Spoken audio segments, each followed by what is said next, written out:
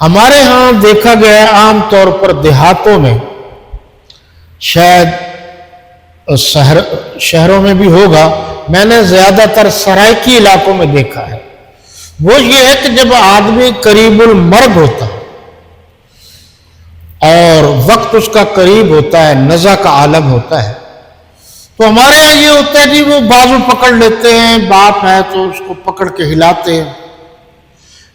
پہلے تو وہ پوچھتے ہیں کہ بتاؤ جی پیسے کہاں رکھیں، کس بینک میں، دینے کی بات نہیں کرتے کس کس سے لے رہے ہیں، تو آپ جلدی سے میرے نام کرا کے گئے یا زمین میرے نام کرا دو۔ اور اب تو اتنے ظالم ہو گئے ہیں، سب کے سب انسان اور خصوصاً مسلمان مرنے کے بعد بھی انگوٹھا پٹواری کو لا کر لگوا دیتے ہیں تاکہ یہ زمین میرے نام ہو جائے اور کہا جائے کہ اس نے اپنی زندگی میں میرے نام الاٹ کرائی تھی۔ اور اس سے بڑھ کر ظلم یہ ہے کہ تدفین کے بعد بھی ایسے واقعات بھی سامنے آئے ہیں،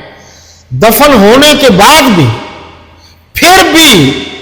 قبر کھول کر پھر بھی انگوٹھے لگوا لو، اتنے ظالم ہو گئے۔ ایک شکل یہ ہے، دوسری شکل یہ ہے جی پکڑ کر ہاتھ کہتے ہیں جی پڑھو کلمہ پڑھو کلمہ پڑھو کلمہ، وہ مشکل وقت میں ہوتا ہے، وہ کیسے پڑھے کلمہ؟ اس لیے اس طریقے سے ہاتھ ہلا ہلا کر کہنا، ہو سکتا ہے وہ انکار کر دے، غلط ہے۔ صحیح طریقہ کار یہ ہے اس کے ساتھ بیٹھ کر آپ بلند آواز سے کلمہ پڑھیں، جتنی اس کے پاس توفیق ہوگی وہ کلمہ پڑھ لے گا۔